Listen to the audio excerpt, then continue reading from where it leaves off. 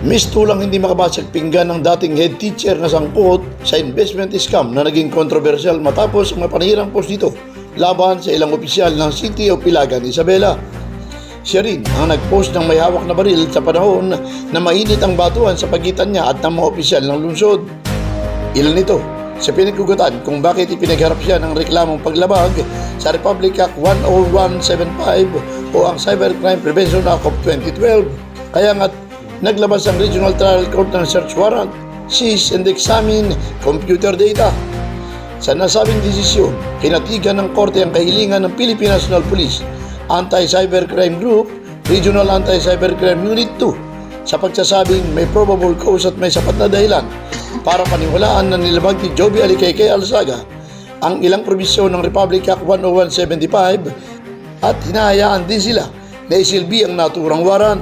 Subject po ng warrant po si Miss Joby Alzaga P. Alicay. Actually po magkaroon po ng reklamo sa kanya na libel. At may ginamit po ng gamit account para ipakalat ng mga libelous post sa video.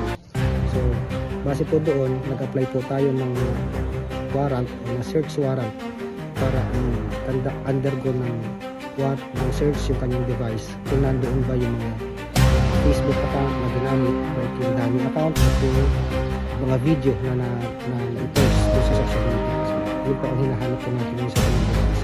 Ang pagsisilbi ng search warrant sa tahanan ni Alicay is nagawa ng Anti-Cybercrime Group kasama ang Philippine National Police, barangay official at kinatawan mula sa media. Ipinaliwanag din ni Ilagan City Police Chief Police Colonel Jeffrey Raposas sa barangay captain ang intensyon ng pagsisilbi ng warrant. Account at least dyan makikita natin kung talagang sa kanya yung account. Then pwedeng idagdag ko dun sa kaso na nakapile. Kasi meron tayong pending case so pwede na yung connect ako sakali.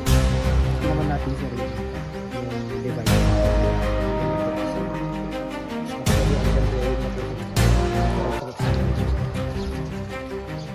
Ayon naman kay Lieutenant Colonel Mark Turingan ng Regional Anti-Cybercrime Unit 2, ipinaliwanag dito ang nilalaman ng isisilbing warrant kabilang ang pag-search ng devices na ginamit na may genuine at fake account at ang pagpapasailalim sa forensic examination.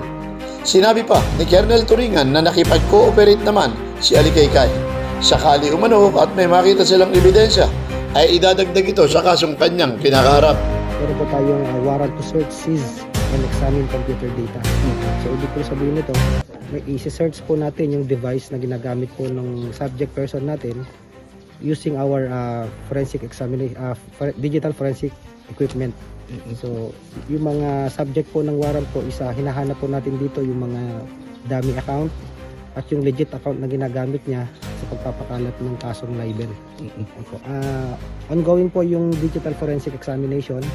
On-site po yung ginagawa po natin. So, hindi na po natin dadalhin sa opisina yung device niya.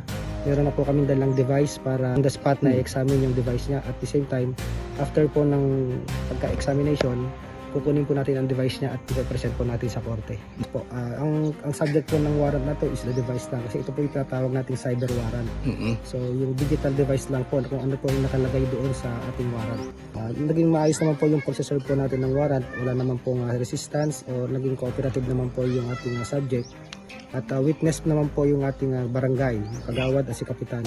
At nandito rin po kayo mga taga-media. Pag nag-positive na po yung mga hinahanap naming account yung sa subject ng warrant, itutuloy na po natin yung another pa-file po ng iba pang libel case against kay Miss Joby Alicay Alzaga. Lahat. Samantala, idinagdag pa ni Police Colonel Mark Turingan na huwag nang dumagdag ng mga impormasyon dahil pwedeng makasira ito sa reputasyon ng isang individual o organisasyon dahil abot kamay na ang paggamit ng social media. So, huwag na po tayong dumagdag sa mga impormasyon na yan dahil pwede po tayong makasira ng reputasyon ng ibang tao o ng mga organisasyon. So iwasan po natin yan at dahil nga po at abot kamay na lang natin ang paggamit ng social media. Sa lahat, pinaalalahanan din dito ang mga biktima ng cybercrime related offenses at hinikayat na makipag-ugnayan sa kanilang tanggapan at lumapit sa kapulisan. Po ng klase ng mga cybercrime o cyber-related offenses, maaari po kayong dumulog sa aming tanggapan sa Regional Anti-Cybercrime Unit 2 na base po sa Tuguegarao City. Meron din po kami sa Santiago at meron din po kami sa Vizcaya.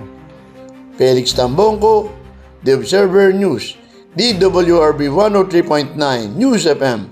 Ikaw ang una.